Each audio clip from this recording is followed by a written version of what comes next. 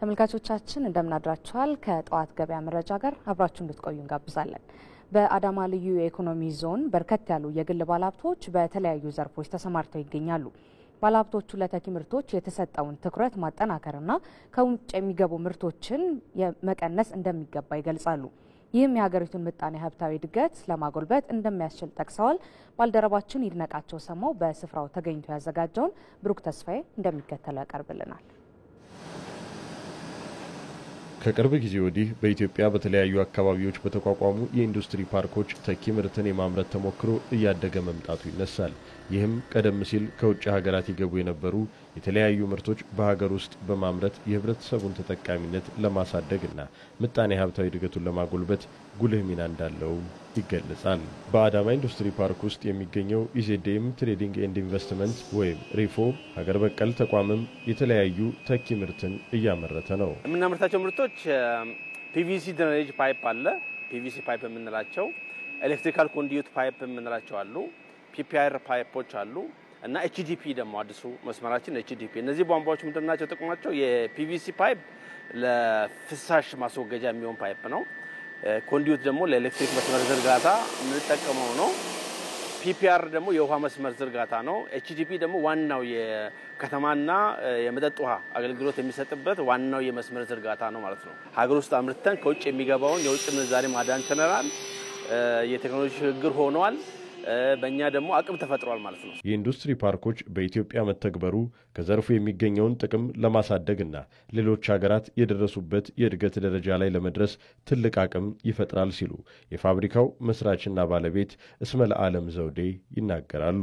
ቻይና የተለመደ ነገር ነው። በሀገራችን አሁን እንግዲህ የኢንዱስትሪ ፓርኮች የጥሩ ግባቶች እያደረጉ ያሉት እኛም አክቹአሊ በዚህ በኢንዱስትሪ ፓርክ ላይ በገጠመን ጥሩ አጋጣሚ ቦሌ የሚላይም እንደዚሁ ሌላ ትልቅ ግንባታ አድርገናል። ወራዲ ስራ ልንጀምር ነው።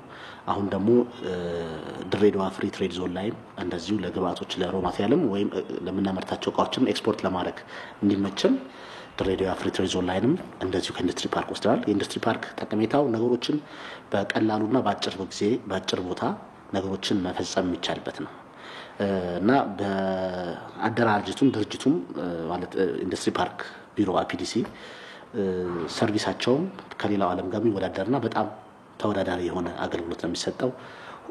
በጣም ፈጣን አገልግሎት ታገኛለህ። እቃ መጥቶ ኮንቴነር ከስተምስ ኮንቴነር ድራይ ፖርት አይሄድም። ቀጥታ የሚራገፈው ፋብሪካ ላይ ነው። ምንም አይነት ዳውን ታይም የለም። የተለያዩ ብዙ ፋሲሊቲዎች እዛው ላይ የምታገኝበት ነገር አለና የኢንዱስትሪ ፓርክ መኖር በጣም ትልቅ ፋይዳ አለው። እናም ለአምራች ተቋማቱ ድጋፍና እገዛ ተጠናክሮ ሊቀጥል ይገባልም ይላሉ።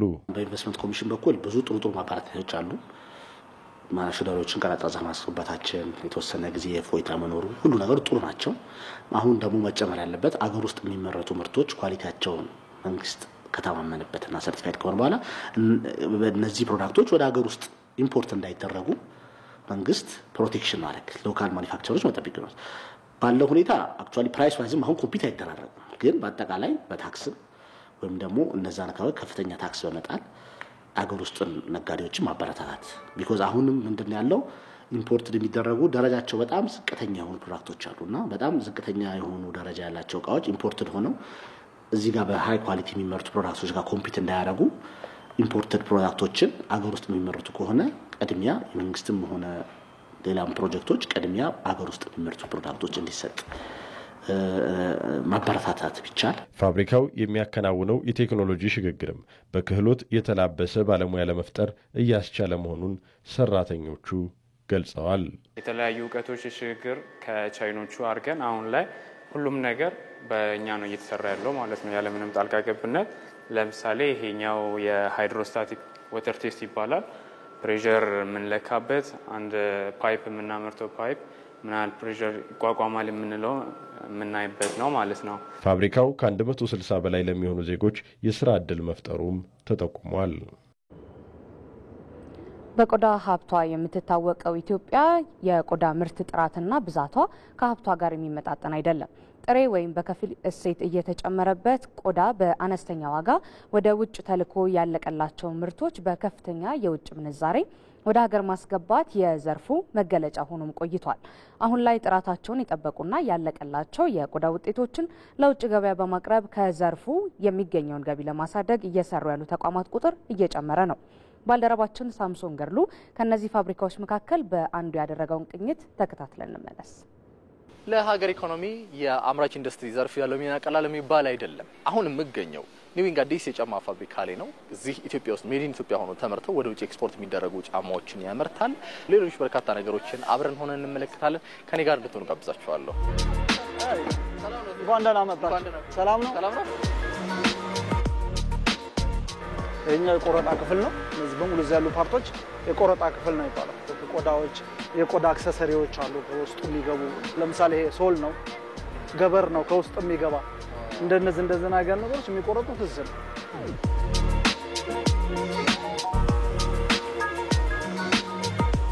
ይሄ በሙሉ ስፌት ክፍል ነው። አሬንጅ የሚደረጉት ይሄ ገበር ነው የምሰፋው። ለምሳሌ እዚህ ጋር ቆዳ የሚሰፉ ለብቻ ቆዳ የሚሰፉ አሉ። ምን ያክል አመት ነው ይሄ ፋብሪካ?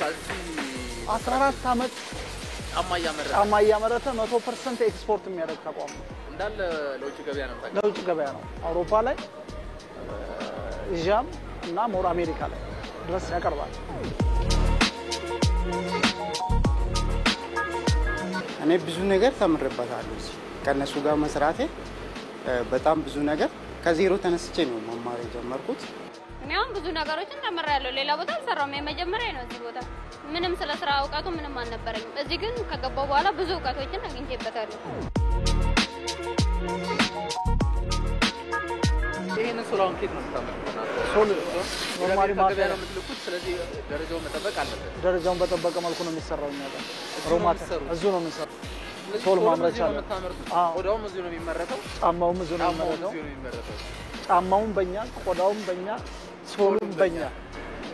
ስለዚህ አባ ለማስዋብ የሚሆነውን ከውጭ ቅድም እንዳሳዩኝ አይነት የሚያስፈልጉ ነገሮችን ብቻ ነው የምታመጡት። እነሱ ከውጭ ይመጣሉ። የዚህ ይሄን ቀልጦ እንዲሰራ የዚህ ሞልዱ ከውጭ ይመጣል። አሁን ይሄ ቆዳ እንግዲህ ሲታይ ራሱ በጣም የሚያምረው ቆዳነቱ በጣም ደስ ይላል። ይሄንን ቆዳ ለማግኘት ብዙ ቆዳ ጥለን ነው። የቆዳ ጥራት ችግር አለበት እንደ ሀገር።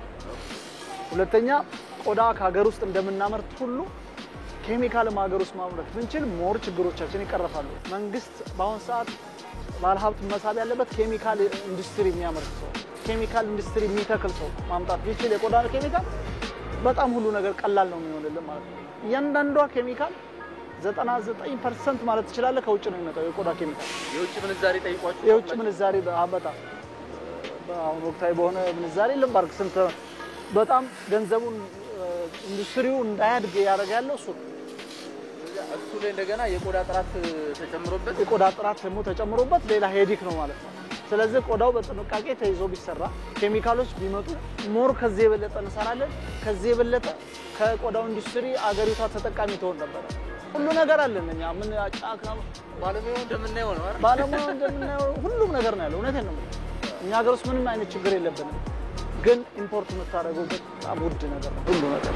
ውዱን ኢምፖርት እያደረግን ስለሆነ እሱን መቀነስ አለብን። እሱን መቀነስ አለብን ነው። ሀገርን የምታድገው ያን ጊዜ ብቻ ነው። አለዛ በውድ ዋጋ ታመጣለህ። ያንን የሚሸፍን ለመሸጥ በጣም ትለፋለህ። 10,000 ቆዳ ገዝተህ 2,000 1,000 ቆዳ ነው የምታገኘው። ከ10,000 ውስጥ ቢያንስ 2,000 ቆዳ ጥራት ያለው ብታገኝ የቀረው ኪሳራ ነው። በቃ ውዳቂ ነው። ታነሪው እሱን ሁሉ ተሸክሞ ነው እየሄደ ያለው ወጥቷል አይደል? ስለዚህ ያን ለመቀነስ ከመንግስት ጋር በጣም ርብርብ ተደርጎ የሚሰራበት ስራዎች አሉ። አሁን ሞር እንደውም የተሻለ እየሆነ ያለው ቆዳ እናመርታለን። የቆዳ ውጤቶች እዚሁ ይመረታሉ። ጫማዎች የተሻለ እሱ የተሻለ ነው። አሁን ኖርማል ቆዳውን ከመላክ ጫማውን ሰርተህ ብትላክ ቫልዩ አዳርገህ ነው የምትልከው። ስለዚህ የተሻለ ነገር አለ። ስለዚህ አንድ ቆዳ ተልኮ 3 ጫማ የሚወጣበትን ቆዳ ልኮ ትንሽ የገንዘብ ከማግኘት ጫማ ሰርተህ ብትልክ የተሻለ ገንዘብ ታገኛለህ። ሁለተኛም ይሄ ያለቀ ስለሆነ ዋጋውም የተሻለ ነው የሚሆነውና ቫልዩ አዳርገህ መስራቱ ትልቅ አዋጭ ነው። ኒዊንግ በአዲስ መልክ እያስተዋወቀና እየሰራ ያለው ሴፍቲ ሹዝ ነው። ኖርማሊ ዓለም አቀፍ ደረጃውን የጠበቀ ነው። እንደምታየው ስታየው ትልቅ ይመስላል። ክብደቱን አየው። እንደ ሴፍቲ ጫማ በጣም አይከብድም። ላይት ናት። ለእግር ምቾት አለው። እዚህ ጋር ሴፍቲ ብረት ነው። የሆነ ሎድ ያለው ነገር ቢወድቅብህ ምንም አትሆንም ማለት ነው። ሴፍቲ ማለት ያ በተለያየ አይነት ዲዛይን በተለያየ ቆዳ ሄር 48 ሰዓት ውስጥ ብትቆም ብትቀመጥበት አይገባም ወደ ውስጥ። ወተር ፕሩፍ ነው ቆዳው ሲሰራ ታነሪ ማለት ነው። ታነሪ ለዚህ እንዲሆን ተብሎ ወተር ፕሩፍ ተደርጎ ይሰራል። ውሃ አያስገባም። ኬሚካሎች ላይ ያሉ ወተር ፕሩፎች ማለት ሞር በኦይል ነው የሚሰራው። ስለዚህ በኦይል ስለሚሰራ ውሃ ክብልል ብሎ ይሄዳል እንጂ ወደ ውስጥ ፔኔትሬት አያደርግም ማለት ነው። እዚህ ሁሉም ሴፍቲ ጫማዎች በዚህ መንገድ ናቸው የሚሰሩ። እነዚህ እንዳሉ ወደ ውጭ ኤክስፖርት የሚደረጉ ናቸው። አሁን ጣጣቸው ያለቀላቸው ጣጣቸው ያለቁ ናቸው። አሁን እያስተዋወቅን ነው። ኖርማሊ ትእዛዝ ሲኖር በትእዛዝ መሰረት ወደ ውጭ ይላካሉ ማለት ነው። እዚህ ያሉ ጫማዎች በእንደዚህ አይነት መንገድ እየተመረቱ ለውጭ ገበያ እየቀረቡ ይገኛሉ። ለዛሬ የነበረኝ ይህን ይመስል ነበር። መልካም ቀን ይሁንላችሁ። ቻው ተመልካቾቻችን። አሁን ደግሞ የምናልፈው ወደ ግብይት መረጃዎች ነው። በአዲስ አበባና በሌሎች ከተሞች ያሉት የመሰረታዊ ሸቀጦች ዋጋ፣ የውጭ ሀገር ገንዘብ ተመን እንዲሁም ደግሞ የተለያዩ የግብርና ምርቶች ወቅታዊ የግብይት መረጃዎችን ተከታትለን እንመለስ።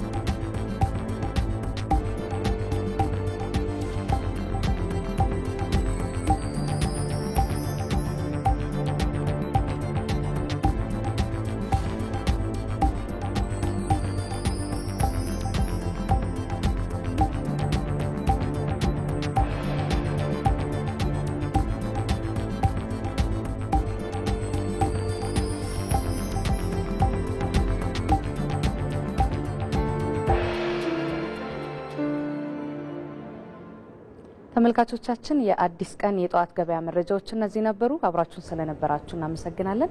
መልካም ቆይታ ይሁንላችሁ። ተመልካቾችን ወደ እናንተ ልመልሳቸው። እናመሰግናለን። መልካም ቆይታ